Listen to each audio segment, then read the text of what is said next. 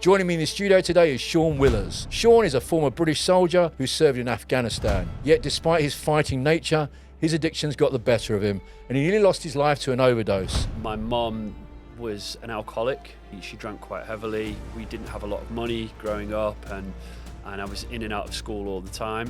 When and how did your first usage of cocaine? I think my first usage of cocaine was around 17. Your mum's an alcoholic, you've left home, you're sleeping on the streets, and you're a bit of a loner at that point. I have been from my childhood. Anyone using cocaine on a regular basis is not getting the most out of their life. Don't do cocaine anymore. Just don't do it. It's just not worth it at all. Even with my DJing career, like I would say to my younger self before I was, starting as a DJ, make sure you prioritize your Elliott Wald, addiction specialist. Coming clean with me. Hello, I'm Elliott Wald, addiction specialist, and welcome to another episode of Coming Clean with me. Joining me in the studio today is Sean Willers. Sean is a former British soldier who served in Afghanistan. In other words, he's always been in the fight. Yet despite his fighting nature, his addictions got the better of him and he nearly lost his life to an overdose. That, he says, was his wake-up call. And welcome, Sean. Thank you for joining me, Sean. Thank you for having me. It's great. I've been looking forward to this. Absolutely. Tell me about your childhood and being the eldest of four boys and growing up in Macclesfield. Yeah, so I was actually born in Colchester. So it's a little spin-off here. But I was born in Colchester. Para country. Yes, my dad was in the Paras. There we 2-2? go. Yeah, I think so. Yeah, I think 2-2. I should know that question. It's really. okay. But I was there until I was 2. When he left, the first job he got was up in Macclesfield in Barclays Bank, and I grew up there. And I was not a very well-behaved child, I'd say. And my mum and dad split up at a very young age. Were you not behaved because you were looking for attention or what? It's people ask me that all the time, and I really don't know why I was not well-behaved. Especially because I've served in the military, like as you just opened with there, I can stick to the rules. So it wasn't even that excuse, but it got worse and worse. And when my mum and dad split up, that really instigated it even more. My mum was an alcoholic. She drank quite heavily. We didn't have a lot of money growing up, and I was in and out of school all the time. I started drinking myself around 14, and I'm the oldest as well. Being your mum being an alcoholic, did that influence you to start drinking at a young age? I don't really think I understood it as much, when I was that age. I didn't really understand the problems of alcohol like I do now. So I didn't quite put her drinking with her behaviour, together. Mm-hmm. And I just think in Macclesfield, it was just, like it is in a lot of English towns or cities these days, kids just start drinking younger. And for me, it was a problem early on. I know at 15 that you dropped out of school, Mm-hmm. you left home and you moved into a youth hostel. Yeah, so when I was 15, I didn't go into year 11, basically the final year. I got a work placement. So the idea is I do 3 days there. Conventionally, you do 3 days there and 2 days at school, but the school wouldn't have me back. And my mum at this point was going through a hard time. There was 4 of us, and she really couldn't handle, my actions anymore. So I had to move out. Basically, I moved into a hostel. So I was at the hostel, going to the work placement 3 times a week. But then I got kicked out of the hostel through my drinking, basically. And I was in the work placement. They come with my bags and the stuff, and the hostel was like, "We can't have you here anymore." So I was then homeless. And my mum, she couldn't have me back. I was drinking pretty much every night at this point.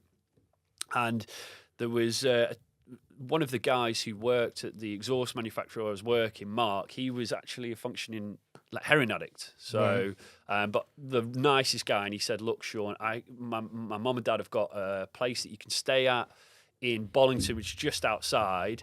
And I was like, great, I was sleeping rough at the time, so I would have taken anything. But what I used to have to do is I used to have to wait with Mark whilst his dad come and picked him up, and he would chase the dragon. But his brother was also a functioning heroin addict, so I'd sort of have to wait there in this strange predicament whilst they would, smoke heroin. Do their thing. Yeah, and I would sit there, and at the time I would smoke, a joint or something. Yeah. And I was thinking, wow, is this what my life has become? How much alcohol were you drinking at this point? A lot of vodka it was, and just a lot of white spirits. Anything that I could really get my hand on. It's always quite blurry that time of my life. I don't know if it's something maybe that I've suppressed a little bit, or if I was just too drunk to remember. But it was a lot of spirits for sure.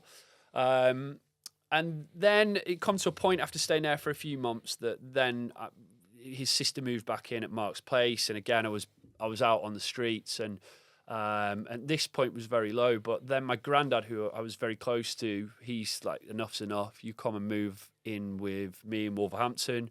And I remember on my 16th birthday, actually he picked me up I was sleeping under like this school. It was like a school shelter, basically. I was sleeping over there with all my stuff. He come pick me up, my nan. I moved to Wolverhampton, and then from around 16 to 18 it was like me trying to find my way, realistically, but at the same time going through this like hormonal change and moving to a new place at 16 years old, trying to find friends. So I was very lost. That's right. That's pretty hard, isn't it? Like your mum's an alcoholic, you've left home, you're sleeping on the streets, you've got not with family that you're really in association or talking to. Then the granddad comes and he takes you in, and now you've moved to a completely different area, still at a young age, where you've not gone to school with people in the area, so you don't have any friends like that you're associating with, and you're a bit of a loner at that point. Absolutely, yeah. I think I have been for quite a lot, like from my childhood. I think I was a bit of a bully, actually, when I was younger. And again, I think it was just something internally that I was trying to push out on other people. And I think obviously because of my actions, like I love my family. We all really get along. We're all super close now. But at that time, I think my mum was just trying to protect the other three brothers as well, So when I moved there, exactly that, I was quite lonely. And that, again, sort of put me in situations where I was maybe trying to show off a little bit, or or doing certain things that maybe I wouldn't have. When and how did your first usage of cocaine? Yeah, so I think my first usage of cocaine was around 17. I ended up meeting a girl when I was in Wolverhampton who was fantastic, and her family were really great, and they sort of took me on, and that's where I started to find friends. But then we started going to this pub. And I remember my first use of cocaine was there around 17. So when and how did your first cocaine usage begin? Yeah, so around 17, when I was in Wolverhampton, I met a girl. I was going to a pub, and the opportunity come up to try cocaine for the first time, and I did. And you liked it? I did like it. Indeed, it works. I did. Yeah, it does work, absolutely. And for me, it was always drinking, then cocaine first. That was it.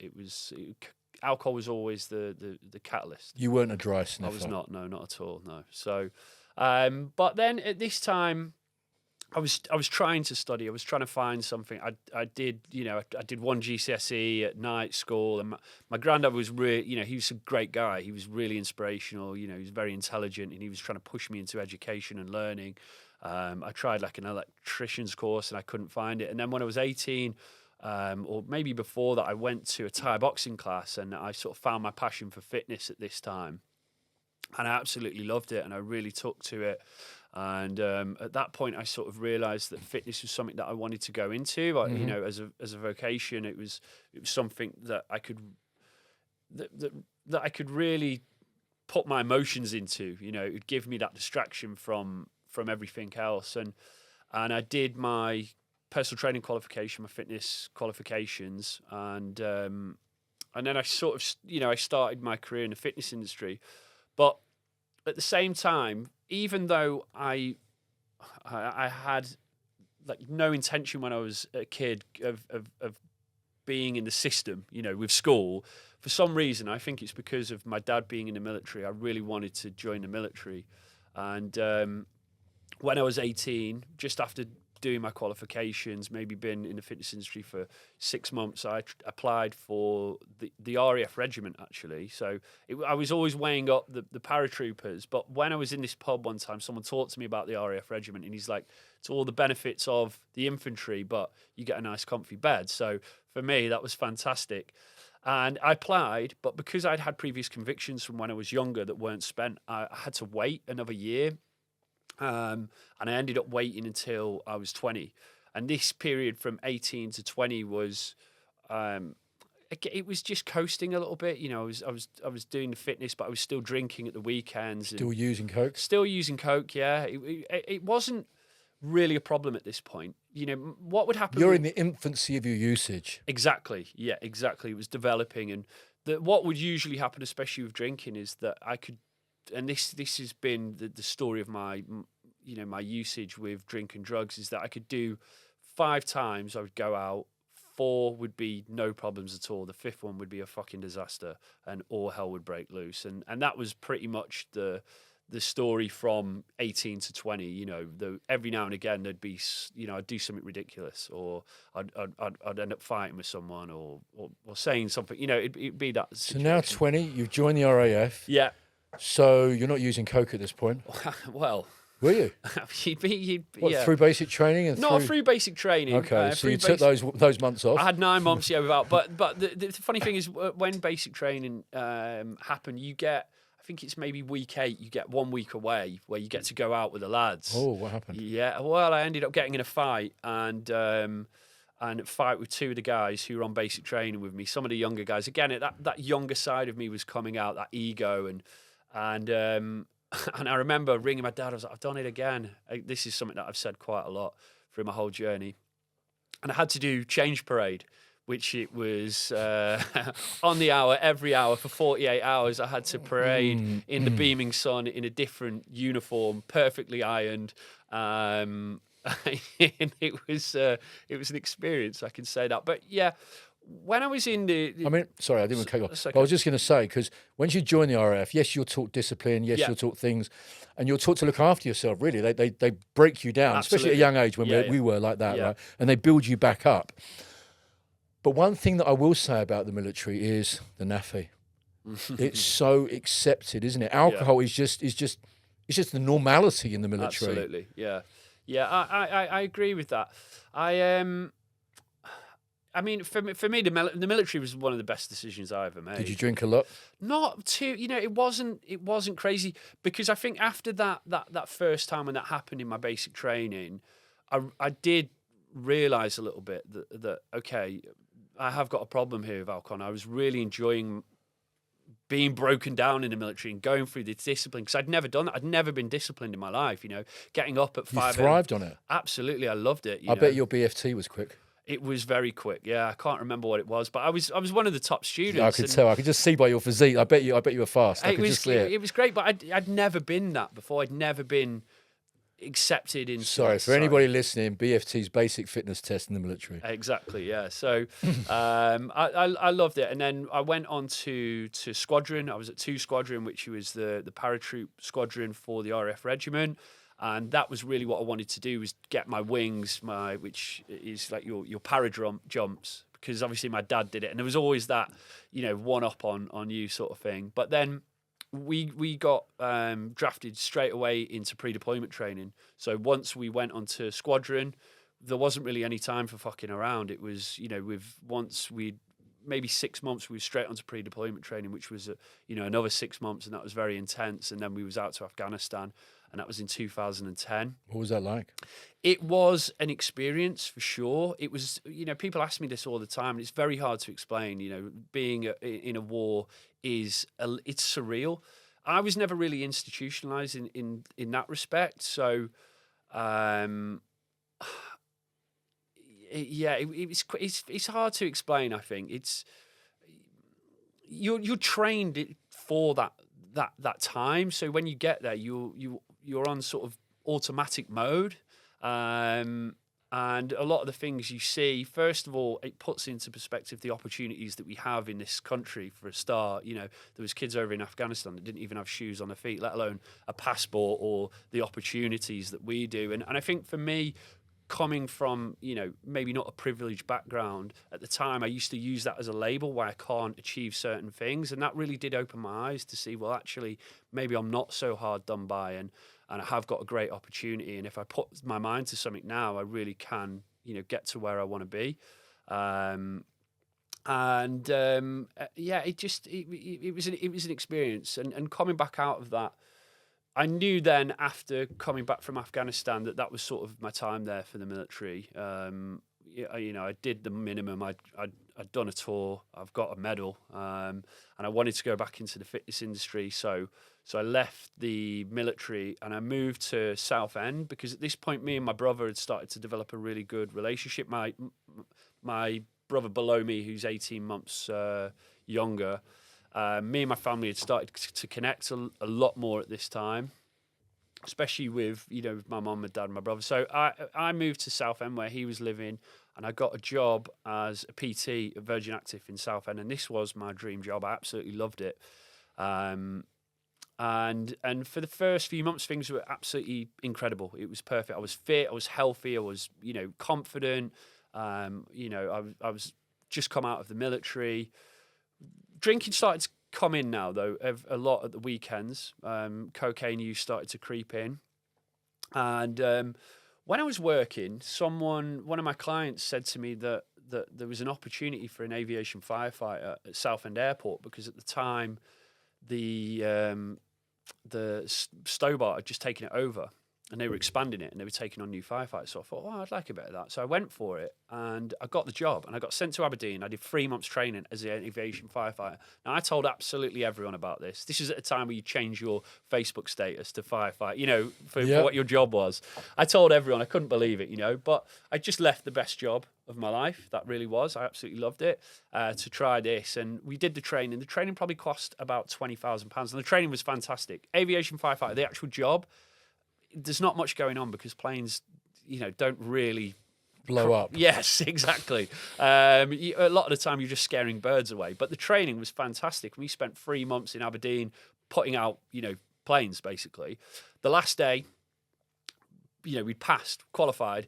Me and this other guy, Dave, he was an ex-para. We got absolutely fucked up. Trashed the whole hotel room, made a racket. It was a disaster. I woke up in the morning, I couldn't believe it. The boss called me, he said, you know, when you get back down Southend, you're in a lot of trouble.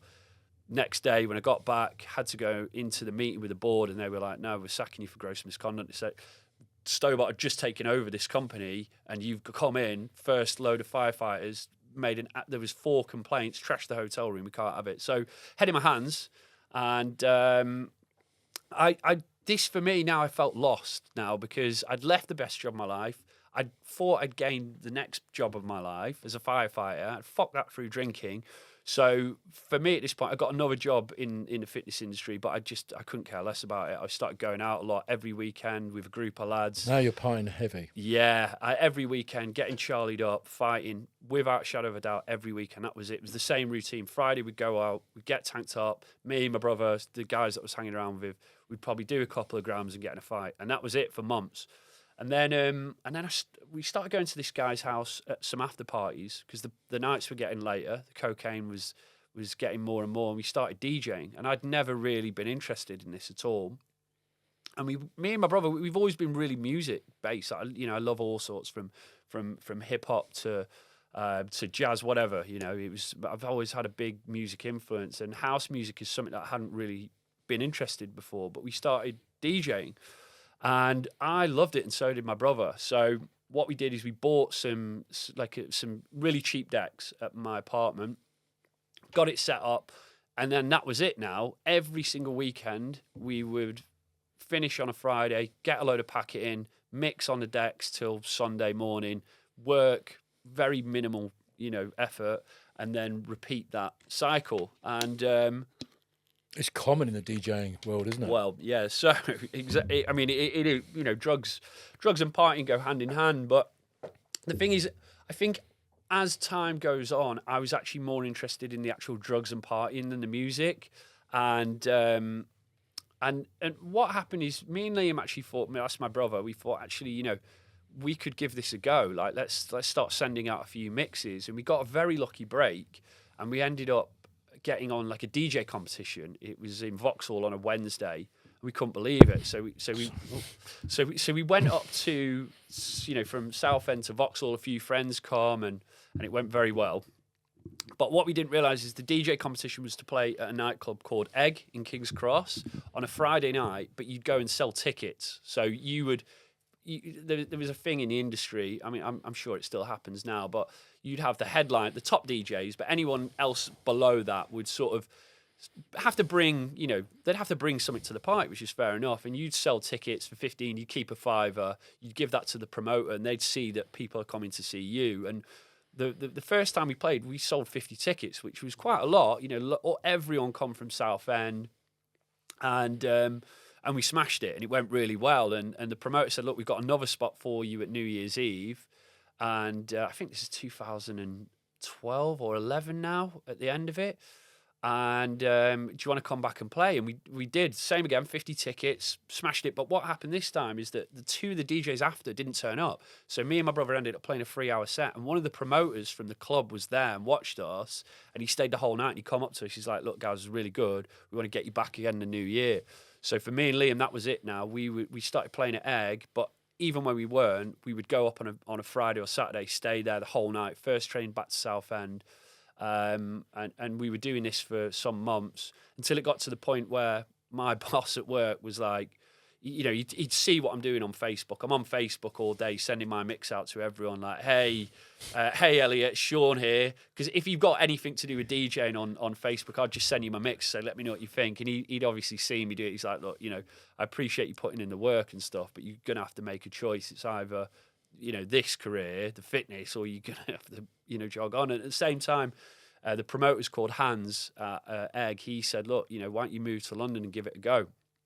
So that was it. I quit on the day, and so did my brother. And we found an apartment. My brother did in Brick Lane. Yeah, so I was like, yeah, you've got it sorted. He's like, great. I didn't even check it. Great bagels in Brick Lane. Well, that's what I lived on for the first year, and that and cocaine. So obviously, by this point, Elliot, we're partying consistently, Friday through to Sunday, every single week. What sort of quantity are you using? It's difficult to put a number on it, but there wasn't a shortage. Let's put it that way. It was there was a lot of alcohol involved as well, smoking. It was just. It wasn't just sat there, just line after line after line, but it was enough to keep us up for the weekend, So anyway, we had a leaving party at mine in Southend. Everyone come, moving to Brick Lane, couldn't believe it. We're going to go and live this dream. Anyway, partying hard. Next thing, get a phone call, and it's my friend's dad. And he's like, oh, I've got the van outside here. I've come to pick you up. And we couldn't believe it. We're still partying in the apartment. So we have to cram like a 2-bedroom flat into this van off our head with these two girls coming. I mean, thinking back now, God knows what Todd's dad was thinking. And we pull up to this apartment in Brick Lane, and I'd not seen it. My brothers looked at it, and what I didn't realise is it was like we were sharing a room with 2 single beds with another 6 people in this house, and we've got to cram all of our stuff into it. So we had everything piled up, and at the time, looking back again, it was ridiculous, but I didn't see anything of it because my eyes now were on the prize of being a DJ. This was it. And we spent 4 years in London, gradually building up our career as DJs. We got a residency at Egg, then we got taken onto an agency. And at this time I was using 3-4 times a week because we were doing parties in the week as well. Every Friday and Saturday we were at Egg. We were the second most listened DJs to play at that club, and we did that within about 2 years. And that club's been open, since the Turnmill days. Like that's where Lawrence went from Turnmills to Egg with trade. So, as your careers increased and got bigger, so has your usage alongside it. Exactly. And I didn't really see it at the time because I was just so overwhelmed of the transition and how quickly we'd sort of come up. And then we started getting in contact with a girl called Symphy, who's like a really big respected DJ in Berlin. And I went to Berlin for the first time, and I was like, wow. Like, it gives me goosebumps thinking about it now, because it blew my mind. I was like, this is fucking unreal. You know, it's like London, but nobody's working. Clubs are open all night. Everyone's a DJ. You know, everyone's in the scene. And the same sort of thing happened with Berlin, with London.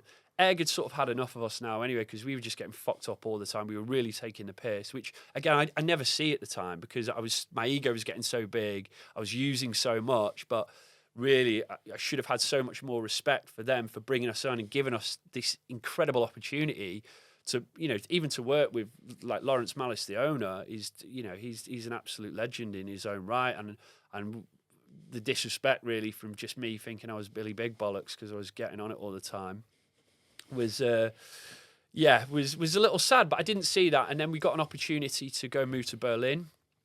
And we got taken on from Watergate, the agency, which is huge for us. It really was. Like, that was very much our music, and Berlin was really where we wanted to be. And it was the same thing. We left, moved to Berlin, back in like a very small apartment. This time there was just me and Liam in there, but it was very much back to basics. And that started again the same, really, really popping off. But the problem was now, like, when I moved to London originally, I wasn't using that much. I was building into that. But now when I moved to Berlin, I'm already using 3 or 4 times a week.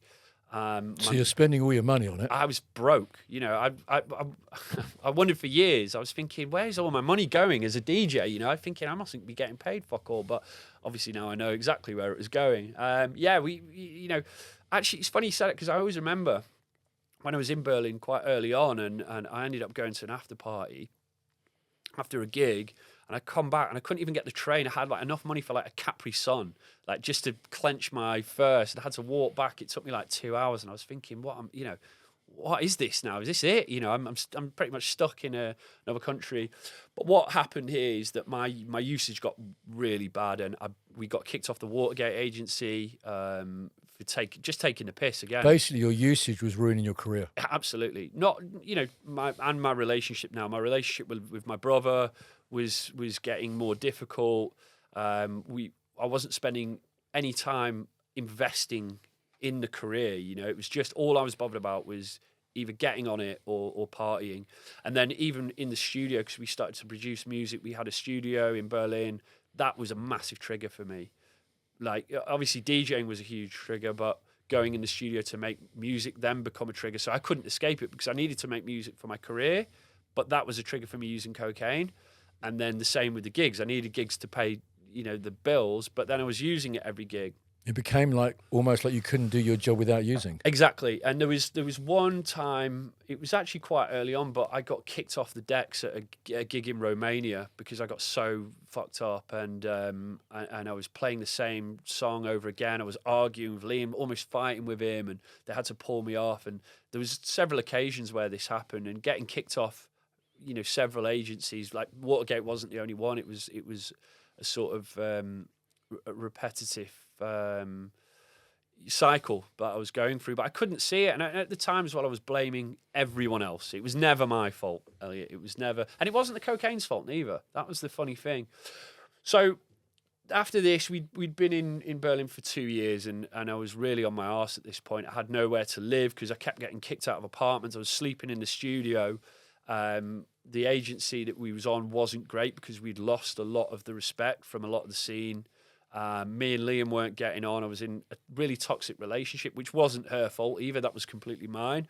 And you never stopped to think, oh, it's the cocaine's fault? Absolutely not for 1 second. You know, I think, in fact, that's a lie. I probably did on a Tuesday when I was on a come down, but, you know, come Wednesday, Thursday, it'd been forgotten about. And that was such a repetitive cycle. And what I was always... I was never taking action either. I was saying, you know, I'm going to quit. I'm going to do it sober. I'll do one and forget about it. And I did try NA and AA as well. Especially in Berlin, I tried quite a few times. But for me, you have to, if you want to quit, I think you've got to really want to quit. You were going there, but you weren't really in it. Exactly. You know, it was more just to sort of pat myself on the back and say, well, you're giving it a good go. Pat yourself on the back and appease your brother and other people around you, probably. Exactly. But no action was actually being taken. So at this point here, rock bottom, and then the lockdowns happened. COVID happened at this point. This must have affected your bookings. It absolutely did. So it was actually the best thing that could have happened to me. Because Why is that? Because everything stopped then. Everything shut down. We had no money then. You know, I mean, I had very little anyway, but it was an obvious no income, and I moved in with my brother, so I was sleeping on his sofa at this point, in between there and the studio, but I couldn't go to the studio too often because it was such a big trigger. So when the lockdowns happened, I had to get an actual job, but the problem was I'd spent years in Berlin and not spent any time learning the language. You know, again, ego, I don't need to do this, I'm English, you know, sort of arrogant of me. So I was looking on the job list, and it was very small, I'll tell you. The only job there was to work at Amazon, night shifts, moving the boxes around. It was the only non-German speaking job that was available. And I had to do it. I had no choice. My mum and dad didn't have the money to fund me. And I'm a 30-year-old man as well. You know, I shouldn't expect anyone to fund me. My brother, he'd already started working. My brother, even though he'd had his own problems, he was always a little bit more. Were you partying together? We were a lot of the time, but by the back end, no. I was on my own a lot of the time, if I'm honest. Like, again, I was becoming that loner that I was when I was younger. I think, Sean, that is a natural progression for the majority of people with an addiction. You know, it's a social thing, and then eventually at some point it becomes the most antisocial thing you could possibly use. You can't hold a conversation. You don't want to be around anyone. Absolutely. You just want to be at home with you and your drug. Absolutely. I think that's the route it goes. And that was it. And for me, it was the studio. And it was funny you said that as well, because the reason why that was, because the studio is well out in East Berlin, so it was out the way from anyone and anything, and it was just a dark, dingy room with a bit of equipment in there, you know. So I had to get this job, and it was night shifts. And at the time, I was speaking with, like, he was a friend of mine, a tattoo artist, but he was in great shape, and he was working out, and I started working out a little bit with him. And because I was at Amazon, I was moving the boxes, you know, I was moving my body again. I was sleeping, even though it was the opposite end of it. At least I was sleeping, and I had some routine. Now I was still using a little bit, and the thing is with the German health system as well, it's very easy to get a day off.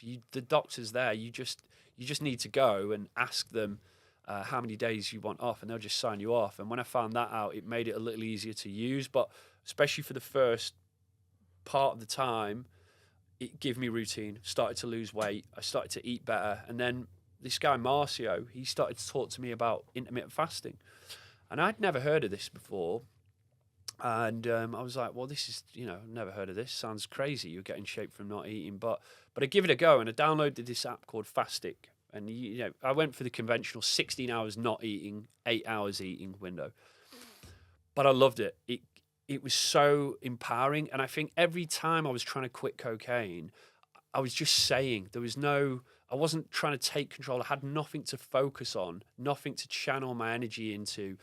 And I was blaming everything else and everyone. Oh, it's because of my upbringing, or because I'm drinking, or my situation. When really it come down to the decisions that I was making. I wasn't making the right decisions. And when I started to fast, it gave me self-control again. I realized that I am disciplined, and I was able to start really focusing then, and I was and it just switched something for me. And then I started to, you know, to really look good, and fasting was going well. I was using every now and again, but it wasn't as much as a problem as it was. And I managed to save enough money because I was staying with my brother. You came back to the UK, right? Yeah, so this was it. So then I was like, look, I can't stay in Berlin anymore. No matter what happens, I can't stay in Berlin. Like, I've been there and done that. And we decided we were going to move back in July 2021. So we saved up for that. But then at the start of 2021, this is when the everything started to open again. I think it was maybe around that. It was at the, you know, at some point in 2021. I know it was before July, because then we got taken onto a new agency, and this was one of the biggest ones we've been on, and it felt like a fresh start. And deep down, I think I don't know if it was I still wanted to do drugs and party, or if I wanted a career in music. And now I'm sober, I know which one it was, because I'm not in the music industry anymore. So we got into this agency, and it was, you know, we got 10 shows. We knew we were going to move back to the UK, so they had 10 shows lined up for us. They had a tour of Australia, which we were supposed to do before the lockdowns happened, and then they added a tour of New Zealand as well. So I think we had like 18 shows already planned, and I was absolutely ecstatic. Like, I thought, this is it. Me and Liam had really started getting along again. My usage was down. You know, I wasn't sober for sure, but I had a routine. I was, you know, tracking my food. I was running. I was exercising. You know, I'd lost weight. Anyway, so we moved back to England, and this is July 2021. Me and Liam went to Bournemouth on the first weekend, had a big argument about the career. He was like, actually, I don't want to do this anymore. So I rang my agent. I said, look, I'm gonna give it a go. Like, I'm gonna do it sober, and I will do the shows. He's like, look, we'll bill it as the Willers Brothers, because that was a DJ name, but we'll work it out in the future. Obviously, they'd just booked, like, you know, all these shows. It was look, we weren't headline, we weren't making tens of thousands, but it was still, you know, a considerable amount of money, especially if you'd not earned any, you know, thing for a couple of years. It was very exciting. We had a big argument. Liam didn't want to do it. I was like, look, I'm going to do it on my own. I'm going to do it sober. So the first gig back was in Nottingham. It's nearly, well, it's very close to 3 years actually, but anyway, we did, I did the gig. I went up there on my own. I'm not drinking. I don't drink anymore, you know, and not drinking. Started playing. Actually, I'll have one. That was it. I went on a fucking mad one. Ended up in hospital. Got this scar here on my head. Did you say to yourself, I'm not drinking? I said. How many times did you tell yourself? For up until that first drink, I think, you know. A lot? Yeah, I was. That was. Let's try this. Don't think about a pink elephant. Don't think about a pink elephant. Yeah. Yeah, exactly. See, your brain can't understand negation. So to tell yourself you're not going to have a drink, you've already thought about having a drink. Yeah. Yeah, do you know, exactly that. And I at this time as well, I didn't really understand any of this at all. You know, I was just, there was so much going on, because I wanted to move away from drink and drugs, because I knew I was a better individual for it. But still, I wanted this career in music, because we'd never quite broken through. You were conflicted. Exactly, yeah. And I felt like I'd spent like the best part of 8 years trying to become a DJ, and, you know, even though we played, you know, Brazil, Russia, you know, some incredible places, still I wanted a little bit more. Anyway, I woke up in hospital after the gig, 2 black eyes, gash on my head, bandage. Apparently I got brought in by the police. I couldn't remember anything. I was being really hostile, they said. Did you drunk and did you use as well? Yeah. So you were drinking, then led to usage while you were DJing there? Yeah, so I had 2 drinks, right. And then I had a bump, and then that was it. Game over. Game over. Game over. But it's like I went double, you know, crazy this time. Making up for lost time. Exactly. So I broke down in tears. I was like, this is it. I rang my dad in. My brother tells me my dad and my brother were out in the New Forest, I think, because we moved to Southampton, which I didn't mention, because I didn't want to move back to London, because I wanted to be away from it, you know, but still easier access. Anyway, and my dad was like, you know what you've got to do, so come back, quit. Rang my agent the next day, said that's it, we're out. You know, I can't do it anymore. Cancelled everything, and then I knew I wanted to go back into the fitness industry, mainly just because that was the qualifications that I'd had, and I knew when I'm focusing on my fitness, that's when I'm best. You know, no matter what it is I'm doing, if I'm focusing on my fitness, what I'm eating, you know, my sleep, I've got something to channel into. I've got something to run towards, because I'm always running away from, you know, from the packet, basically.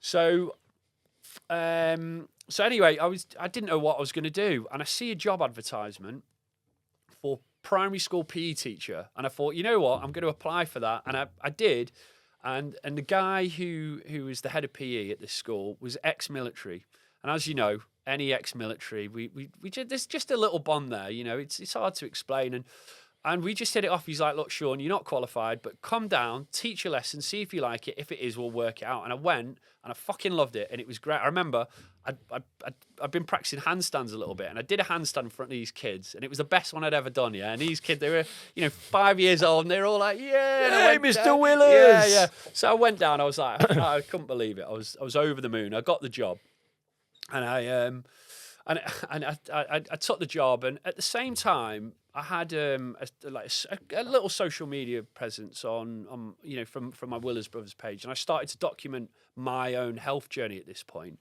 And this is whilst I was at the school, and there was really no problems here. I'd drink every now and again and use every now and again, but it was like maybe every couple of months. It was a lot more in control than it had been. Was, yeah. So I thought. Oh, so you thought. Yeah, so you thought. So it was going great, but at this point, a lot of people started reaching out to me in the music industry, because in the music industry, for my niche, like that house and minimal. It's that minimal scene that's what it'd be called, I suppose.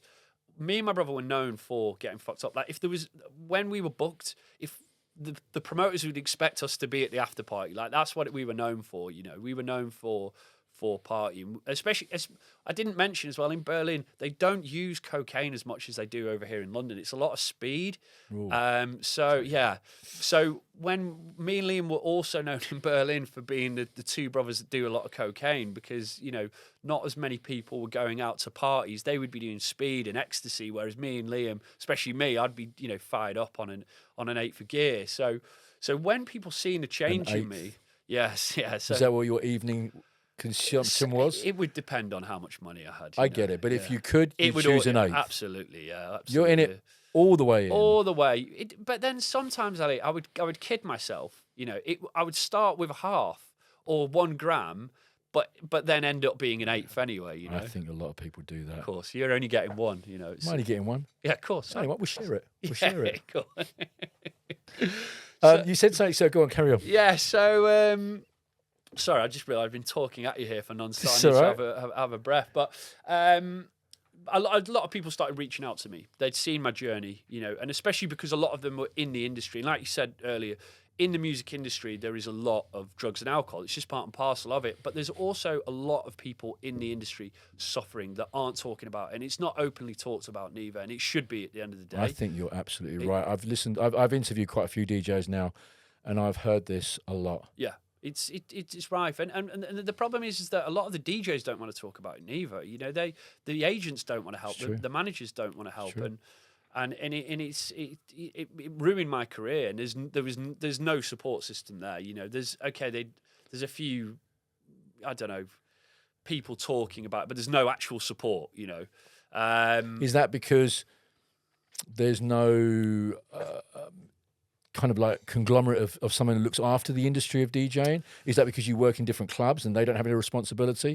Why do you think that is? That's a good question. To be honest, if I'm completely honest, I just think because most people are in it for themselves. Like, managers, agents, DJs. I know I didn't give a fuck about anyone else when it was just me and my career, and that's it. And, that was all that mattered.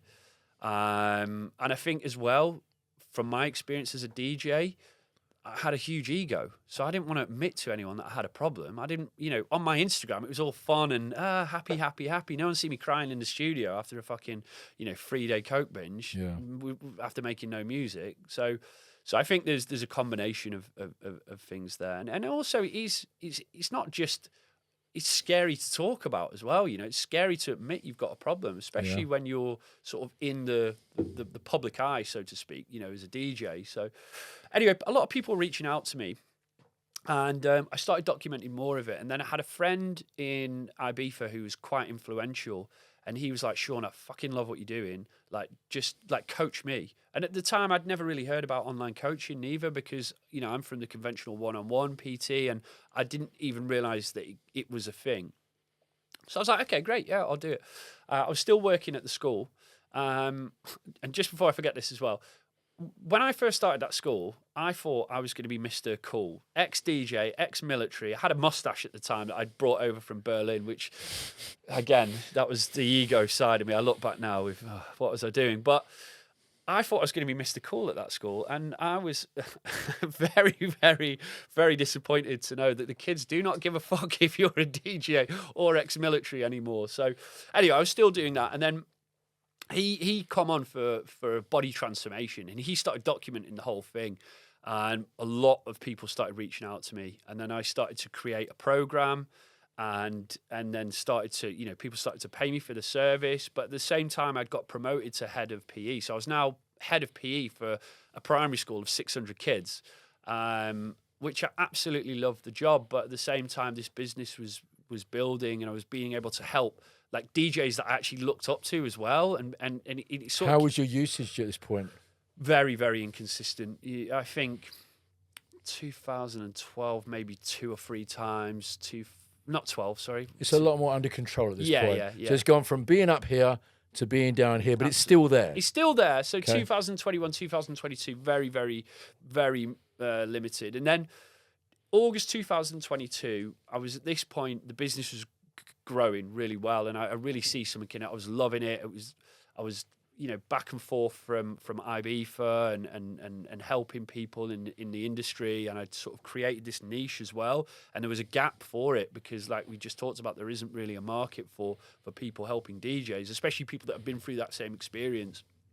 I was really fit this time. I was running a lot, and I had to make a decision in August to either take on Willer's Fitness full time and create a business from it, or stay at the school.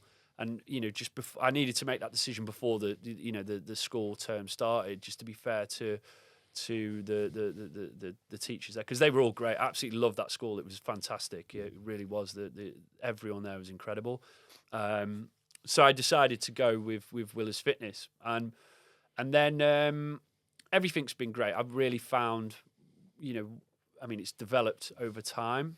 You said, just to interrupt you, just Yeah. because one thing I just want to bring up, Please. you said to my researcher, in one night you spent every penny you had and nearly lost your life, but said it was a lucky event. Why did you see it that So way? this was... Am I bringing it around to now? Yes, Okay. you are. This is perfect. So 10 months ago today, yesterday actually, I'm 10 months fully sober now. Okay. And this is the only time where I've really counted it for this long. Prior from July, from that last big incident to 10 months before today, it happened, maybe I'd used a handful of times, but I hadn't really counted. But there could have been 4 months that would go by or 3 months that go by when I wouldn't use. And it was more just a little party session, But I went out last August for an event. It was actually at the boxing for the Joshua fight. And I had a couple of drinks. And then I bumped into someone in the toilet that I knew there who had cocaine. I used a bit of cocaine. And then I spent the best part of an hour going through my whole phone book trying to find someone that I knew in London. Oh, once a little taste is there, you want more. That was it. And then so this was for my brother's birthday, and I'd paid for us all to go to the boxing. And one of my youngest brothers had come down as well, because, like I say, me and my family are really close now. Like, especially me and Liam. We've never been closer, but me and my mom are really close. Like, all my brothers, we see each other loads now. So he'd come down to visit, and I spent the best part of an hour, and I found someone that was like, "Look, come meet me." And I left. I didn't even watch the Joshua fight. I left them to pick up an 8th. It was, and I got a hotel room. I just sat in a hotel room. I just went on complete self-destruction mode. And Why do you think that was? You think it was the drink and that little taster? I think so, but this, in hindsight, was, again, it was one of the best things that happened, because I needed this to happen this far on into my journey for me to remind myself that I'm such a better individual without any substances at all. And what I also realised, it's just not worth the risk. I've got so much to lose now, not just from the business point of view, but like, I'm in a great relationship. Me and my partner Mary, like we're so close. Hi, Mary. Yeah, she won't be watching. Me and my brother, me and my family, everyone. And the worst day I've had since the last time I got completely fucked up was the last time I got fucked up, Did you need that reminder? I did, but this time, because I'd already started Willer's Fitness, I put it straight out. The next day, do you know what I did actually, Elliot? I had a bit left, which first of all was strange. I was like, fucking hell, this isn't normal. My first thought was, I'm never going to do this again, but I'm going to hide it in a little cupboard, Right. just in case. And then I thought, no, what am I doing? I thought, no, I'm never doing this again. I poured it down the toilet. I did a video. I was literally in tears because it was fucking emotional. I was like, what have I done? I couldn't believe it. Like, Mary was absolutely distraught. My brother was like, you're an idiot. In a supportive way, though. And I put an Instagram story out about my relapse and just explained exactly what happened. And again, I think that was great because, it doesn't matter how far you are on this journey, there will be ups in the road. You took some accountability. Exactly, that's what I did, and for me also, I really recognised that that's something that I'd never really done before. I'd never taken full responsibility the day after. Normally, I'd hide away from it for a few days, forget it happened, and then before you know it, it would happen again. So that was that, and since that day, my life has just gone from strength to strength in every single area. It's a little emotional speaking about it right now because it really has. It's never been better. And so in this last 10 months, yeah, now that you're completely clean, yeah, after that last blowout, yeah. what would you go back and tell your younger self if you had an opportunity to? How young are we talking? Oh, I don't know. 25. 25. Just don't do cocaine anymore. Honestly, I think it would be that simple. Just don't do it. It's just not worth it at all. If in hindsight, I would.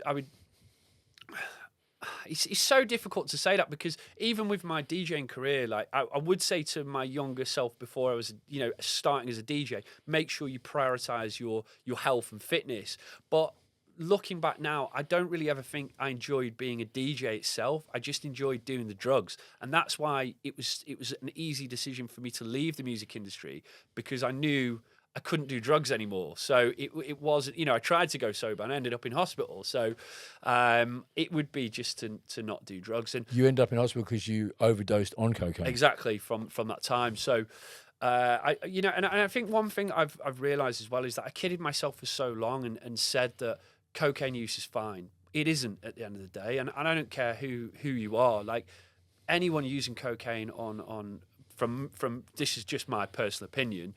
Anyone using cocaine on a regular basis is not getting the most out of their life, and that's also what I've realised. I've achieved so much in the past 10 months because I've been 100% myself. Yeah, when you're focused, it makes a big difference. Of course, it does. A huge difference. And it was also that for just to break down a lot of labels that I put on myself that I was using because I was never 100%,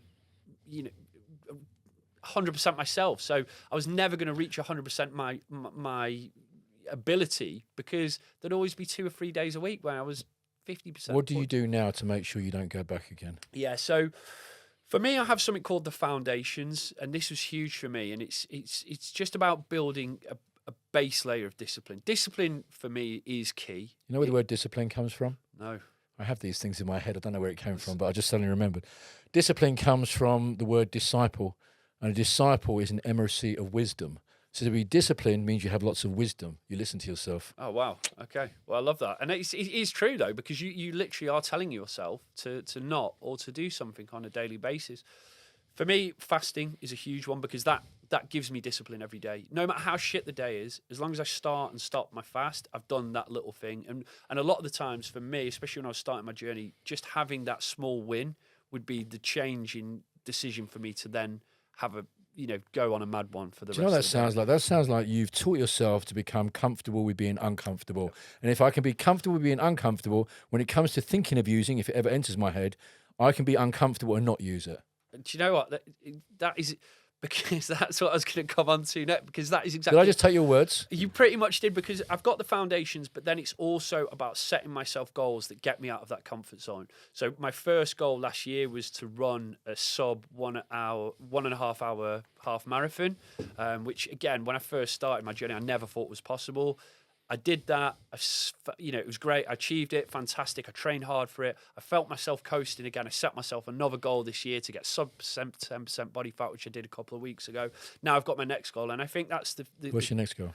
I'm going to go onto a natural men's physique bodybuilding show. Not that I'm... Good for you. Just because it's something I've been up there in done. my panties many a time. There we go. So competed over 17 times. I know exactly what that's like. A lot of discipline. Do you know, a lot of discipline. Elliot, this exactly that, because discipline is the key. For me, it's all about discipline. And this is really what I bring with Willer's Fitness coaching now, is an alternative through not even using the word sober, but moving away from drink and drugs and doing that by physical and performance-based transformation. Because if you get in great shape, No one can do that for you, and it shows discipline and it shows commitment to a certain goal. And there's a lot of time you've got to be comfortable being uncomfortable when you're training and pushing yourself that hard. Exactly that. And There's a lot of principles. Yeah, and I think no growth. You don't grow in comfort at the end of the day, and for so many years, that's what I was stuck in. That even though I was depressed and and unhappy, it was still comfortable just using cocaine,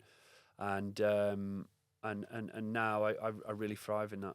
I've got a question for you. Not that I want to glamorize it, but I like to ask certain guests this question, and the question is, what's one of the craziest things you've done while using? I should know this really. So I had a gig in Sweden, right? Very nice, really nice promoters. They're fantastic guys, and went back to the hotel room. Very nice hotel there. Me and my brother, very, very charged up on cocaine. There was a girl in the room. It was my room. So I said to my brother, look, I'm going to go and get some more beers. We've got some more packet in here. If she's still with you in my room, then you've got to leave, okay? Because, it's my room. I get it. Yeah. So I come back, ready, racking up some Liam's still there. I was like, right, see you in a bit. He's not having it, right? So we start having a massive, brotherly fight in front of this girl that went out into the hallway of this, it was probably a 5-star hotel. Sweden is a very nice place. And people were coming out, it was going crazy. The girl just walks off. Anyway, went back in. Liam went to his room. I stay up all night sniffing. Finally pass out. Wake up. What time is it? 2:00. I missed my flight, yeah? Ring Liam. He's not answering. He fucked off and left me in the hotel room, yeah? He's flown back. He's flown back. So instead of just ringing the promoter and telling him, what I did is I went to the shop, got in 2 bottles of wine, finished off the gear, and just went absolutely mental. I ended up throwing the TV out of the window. I was drawing on the walls. I had like a fucking mental breakdown, charged up on coke. And then the promoter, Eric, such a nice guy as well, come because he'd had a call from the hotel to say the guy's going crazy in there. And he just said, Sean, why don't you just ring me? And on the spot, he booked me a flight back. And obviously I went back, I was in bits. It was horrible. And then I got a bill for €2,500 as well after it. So for the damage to the room. For the damage for the room, Wow, yeah. And we never wow. got invited back. So that was, that was one of them anyway. Sean, I really appreciate you coming clean with me today. Thank you so much for your time. Appreciate Appreciate it. it, Sean. Thank you.